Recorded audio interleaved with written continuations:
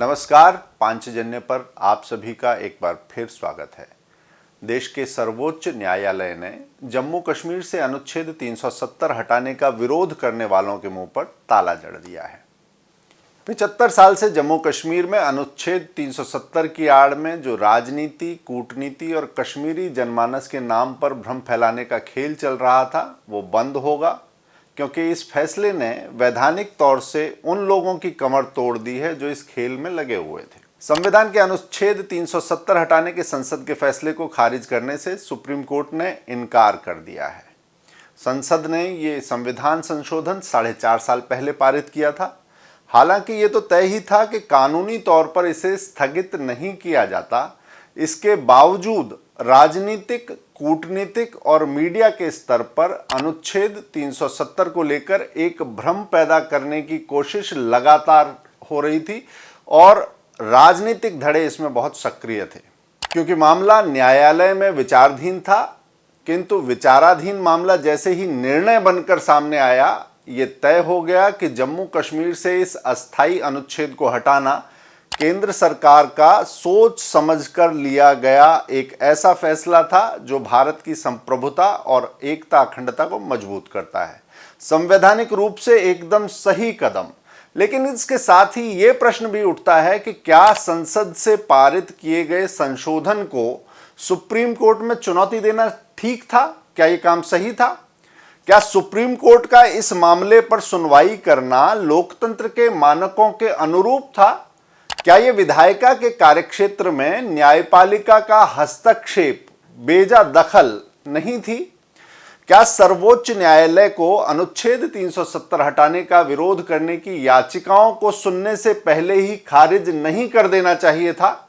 यह सवाल इसलिए भी क्योंकि संसद ने वही काम किया था जो संविधान के अंतर्गत उसके अधिकार क्षेत्र में आता है। यानी जो संसद कर सकती है, संसद ने वही किया था।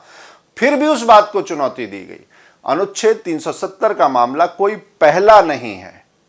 पिछले एक दशक में सर्वोच्च न्यायालय में अब तक ऐसी कम से कम 2 दर्जन घटनाएं घट चुकी हैं जो सरकार के निर्णय से, संसद के और अन्य संस्थाओं के फैसलों से संबंधित थी और जिन पर सर्वोच्च न्यायालय ने विस्तार से विचार किया और अंत में सरकार और संसद के फैसले को ही सही पाया। यानी एक हैरान करने वाली कवायद, नाहक लोगों को भरमाने भटकाने वाली कवायद लगातार चल रही थी। हैरानी की बात तो यह है कि कोई भी व्यक्ति या दल न्यायालय के पास गया और अधिकांश मामलों में न्यायालय ने लगभग पलक झपकते ही न केवल उसकी बात को मान लिया, बल्कि यह स्वीकार कर लिया कि इसमें कोई संभावित अन्याय, कोई संभावित अवैधानिकता निहित हो सकती है। इतना ही नहीं, इन मामलों पर विचार करने, बहस सुनवाई वगैरह करने में समय और ऊर्जा भी इन अदालतों ने खर्च की है।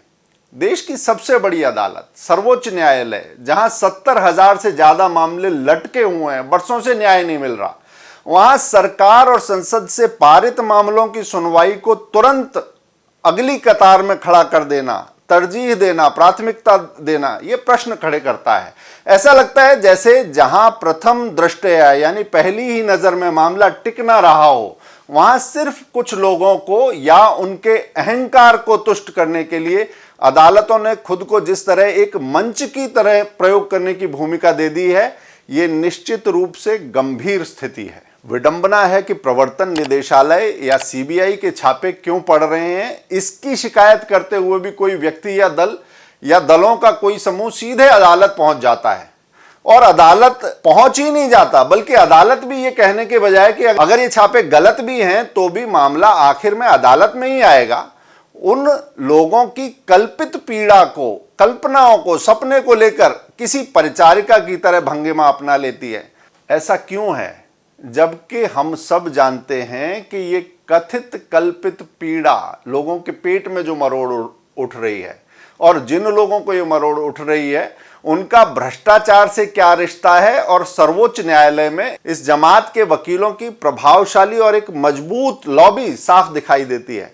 क्या आपने कभी ध्यान दिया है कि अब तक देश की जनता द्वारा चुनी गई सरकार के लगभग हर बड़े निर्णय को अदालत में चुनौती दी गई है और इस उम्मीद से यह चुनौती दी गई है कि अदालत तो इसे रोक ही देगी। जरा ध्यान दीजिए, इन निर्णयों में देश के उपराष्ट्रपति के खिलाफ दायर किया गया मामला भी है, राफेल युद्धक विमान खरीदने का मामला भी है, सेबी के खिलाफ एक मामला है और ईडी के खिलाफ भी दरवाजा खटखटाया गया है। GST, CAA, CBI, EVM, PMLA, UAPA, Aadhaar, Pegasus, Ram Mandir, अनुच्छेद 370, चुनाव आयोग, 3 तलाक, गुजरात दंगे, central vista, PM cares fund, नोटबंदी। सोचना समझना कठिन है कि आखिर कौन है जो हर घड़ी अदालत का दरवाजा खटखटाने के लिए चौकस सतर्क बैठा है, और आखिर ऐसा कौन सा बड़ा निर्णय रह गया जिस पर कांग्रेस और कुछ खास वकील सीधे सुप्रीम कोर्ट न दौड़े हों। चिंता की बात यह है कि जब सरकार के हर निर्णय को अदालत के हस्तक्षेप के लिए स्वीकार कर लिया जाता है तो इस धारणा को भी बल मिलता है कि चुनी हुई सरकार को निर्णय लेने का या तो कोई अधिकार ही नहीं है या फिर उसका लिया गया निर्णय अंतिम नहीं हो सकता। तो क्या न्यायपालिका इस षड्यंत्र से अनभिज्ञ है, अनजान है? वास्तव में इन राजनीतिक दलों की कमजोरी है कि उन्हें किसी फैसले की आलोचना करने के लिए किसी और के कंधों की जरूरत महसूस होती है। अगर नैतिक बल हो तो स्वयं आलोचना और बहस करनी चाहिए। बहस के लिए लोकतंत्र में मंच हैं, जगह निर्धारित हैं, लेकिन वहां बहस की ही नहीं जाती और इसके उलट मामले को उस अदालत में ले जाया जाता है जिसे राजनीतिक बहस का हिस्सा होने की अपेक्षा ही नहीं की जाती। लोकतंत्र में यह उसकी भूमिका ही नहीं है। सरकार के निर्णयों को अदालत ले जाने के पीछे भले ही इरादा सिर्फ निर्वाचित सत्ता की अवहेलना करना, उसे छोटा दिखाना हो, लेकिन खुद को उससे ऊपर समझना एक मनोरोग है, एक विकृति है जो लोकतंत्र को कमजोर करती है। किंतु अदालतों को यह भूलना नहीं चाहिए कि आज जो उन्हें हथियार बना रहे हैं, कल को वो खुद को अदालत से भी ऊपर समझ सकते हैं। अगर ऐसा होता है तो क्या अदालतें ये स्वीकार कर पाएंगी? अगर ऐसे ही चलता रहा तो तय मानिए कि वो दिन दूर नहीं है जब न्यायालय के फैसलों की भी इसी प्रकार हेठी की जाएगी, उन्हें छोटा दिखाया जाएगा, गलत बताया जाएगा, क्योंकि ये सारी प्रक्रिया तंत्र के भीतर एक और तंत्र, सत्ता के ऊपर एक और सत्ता, इस तरह की सोच और धारणाओं को न केवल जन्म दे रही है बल्कि उन्हें लगातार मजबूत कर रही है। अनुच्छेद 370 को हटाने की पैरवी करने वाले कपिल सिब्बल जैसे वरिष्ठ वकील फैसला आने से पहले ही जब ये कहते हैं कि कुछ मुकदमे हारने के लिए ही लड़े जाते हैं, तो वो सिर्फ इस बात का संकेत नहीं दे रहे होते कि वो झूठी लड़ाई लड़ रहे थे और देश का समय खराब कर रहे थे, बल्कि वो इस बात का संकेत देते हैं कि फैसला तो वही सुना रहे हैं। आखिर कैसे? अदालतों को इस अराजकता का उपकरण बनने से स्वयं को रोकना होगा। ये अच्छी परिपाटी नहीं है, अच्छी प्रैक्टिस नहीं है, क्योंकि सरपंच बनना सबको भाता है, लेकिन अकारण सरपंच बनने से पंचायत की गरिमा ही कम होती है।